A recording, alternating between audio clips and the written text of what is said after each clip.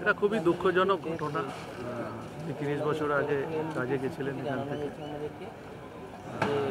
আমাদের রাজ্যেরই বাসিন্দা। রাজ্য সরকারের পক্ষ থেকে যা যা কর্তব্য সেটা রাজ্য সরকার দায়িত্ব নিয়ে করছে, এবং রাজ্য সরকারের পক্ষ থেকে এয়ারপোর্টে এখন আমি আছি, এখান থেকে ভিডিও সাহেব এটা নিয়ে যাবে কমিশন অবধি সমস্ত যা যা দায়িত্ব সরকারের পক্ষ থেকে। সরকারের কাজ সরকার করবে, সেটা পরবর্তী সময় বলে দেবে। এখন তো সরকারি সবই প্রক্রিয়াটা সরকারি প্রক্রিয়া। খুবই দুঃখজনক ঘটনা, বললাম তো, খুব মর্মান্তিক দুঃখজনক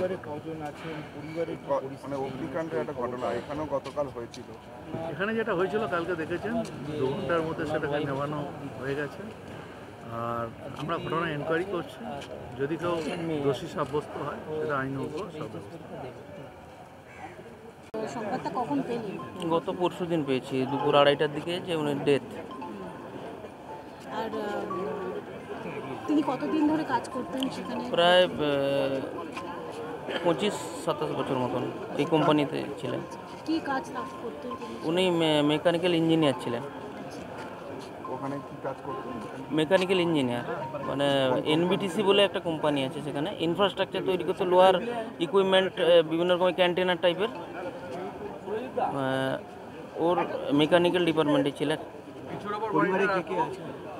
পরিবারের দিদি আছে, আমার দিদি, মানে ওনার ওয়াইফ যে হন আমার দিদি হন, আর আমার ভাগ্নি আছে, ও এইচএস দেবে এবছর বোর্ড এক্সাম।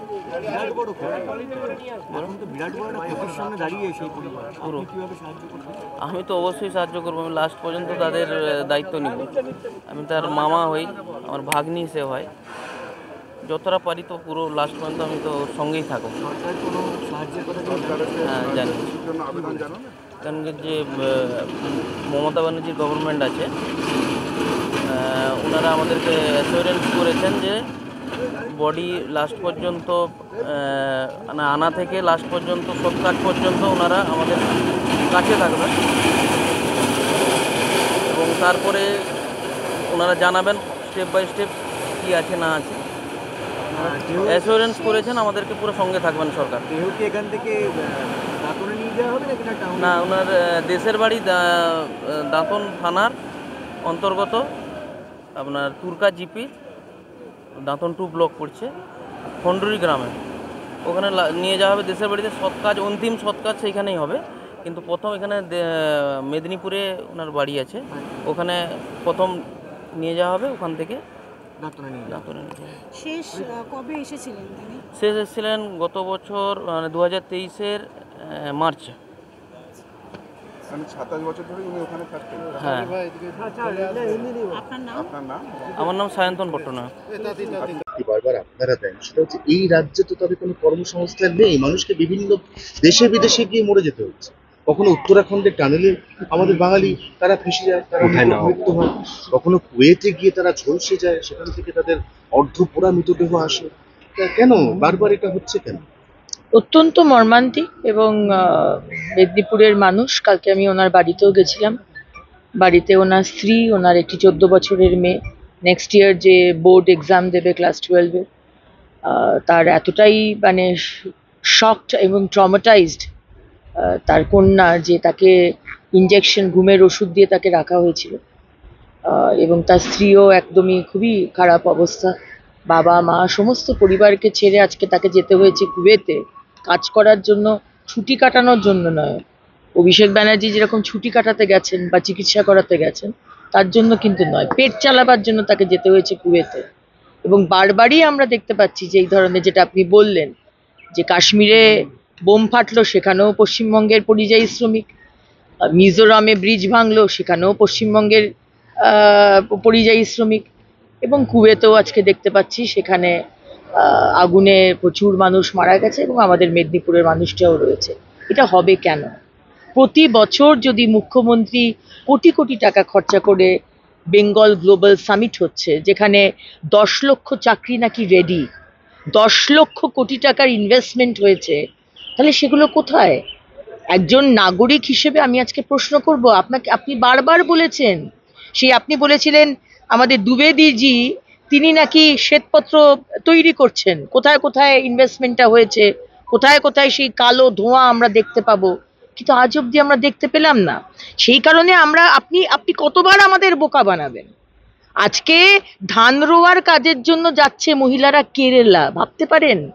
বেঙ্গল যে ধানের জন্য বিখ্যাত, সেই ধান রোয়ার কাজে কেরালা যাচ্ছে। সেদিনকে 4 দিন আগেকার কাগজে বেরিয়েছে বিহারে ছেলেমেয়েরা যাচ্ছে চাকরির খোঁজে, আর যে বিহারকে বলা হতো জঙ্গল রাজ, আজকে সেই জঙ্গল রাজ চলে এসছে পশ্চিমবঙ্গে, আর বিহারে মানুষরা যাচ্ছে কাজ খোঁজার জন্য।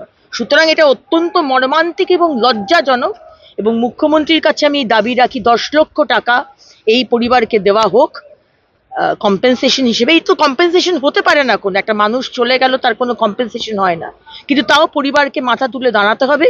10 লক্ষ টাকার একটা দেওয়া হোক কম্পেনসেশন, এবং তার মেয়ে যার নেক্সট ইয়ার যার বোর্ড এক্সাম, তার জীবনের সমস্ত পড়াশোনার খরচা এই পশ্চিমবঙ্গ সরকারকে নিতে হবে, আমরা এই দাবি রাখি। তো কাজে সরকারি সুযোগ সুবিধা থেকে তার সাধারণ মানুষকে বঞ্চিত করা। এই 13 বছর সরকারটা চলছে, সরকারটা কোন সাধারণ মানুষের পরিষেবা দিল? তারা তো লুট এবং সাধারণ মানুষের উপরে সন্ত্রাসই চালিয়েছে। সন্ত্রাস ছাড়া সাধারণ মানুষ কী পেয়েছে? এখন কি তালা খোলার ব্যাপারে কোনো উদ্যোগী হবেন আপনারা? হ্যাঁ, নিশ্চয়ই উদ্যোগ হবে। প্রশাসন দায়িত্ব নিয়েছে তালা খোলার ব্যাপারে, ভিডিও দায়িত্ব নিয়েছে তালা খোলার ব্যাপারে। দেখা যাক কী করে। যদি প্রশাসন থেকে তালা খুলতে ব্যর্থ হয় তাহলে? আমরা তো আসি, আমরা দেখবো, আমাদের নিজেদের মতন করে তালা খুলবো।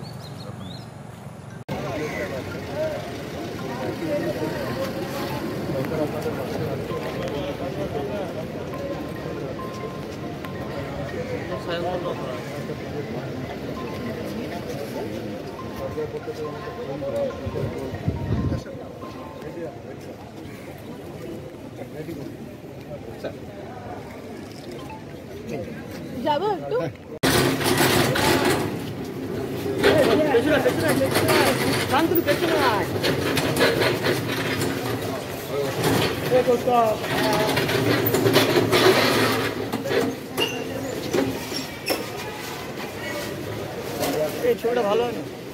দূরে আমরা বাঁচতে চাই, আমাদের যত ভালো তত ভালো। এখন ক্যামেরা ফ্রেম চেপে ছোট করে দেবো।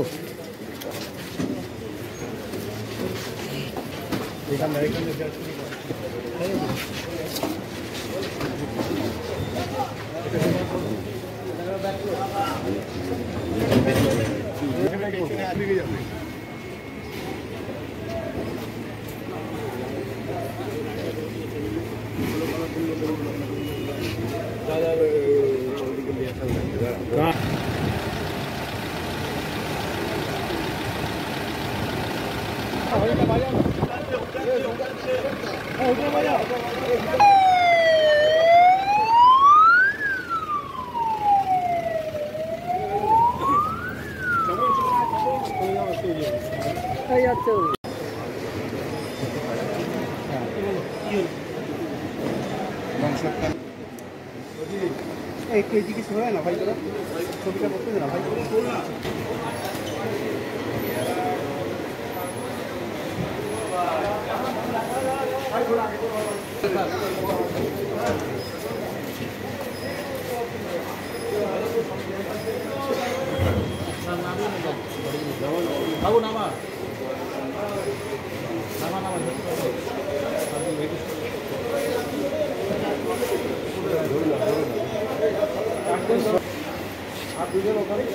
দু একজন ধরো না, দু একজন, এই ধরো।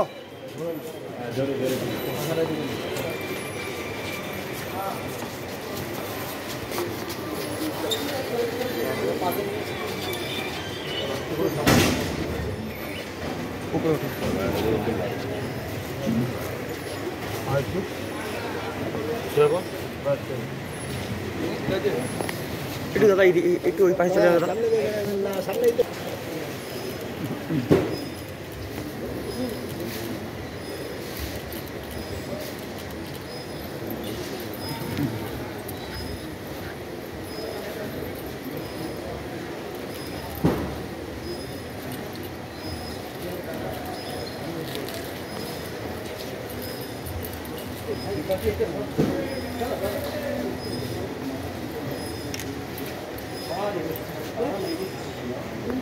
এই ভাই এই কোথায় যাচ্ছ চলে যাচ্ছ কেন আমি দুজন আমরা ঘুম না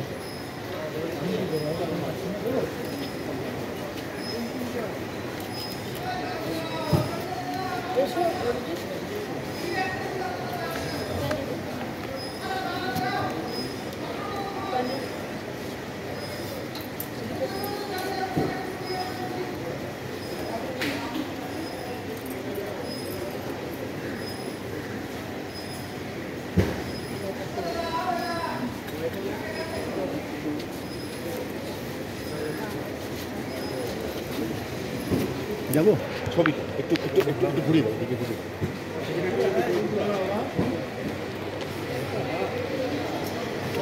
আরে এদের লাইট ছড়া ছড়া এটা ছড়া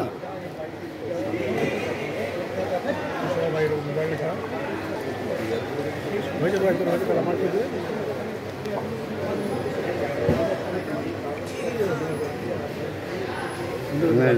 আমি সোজা ছড় দিয়ে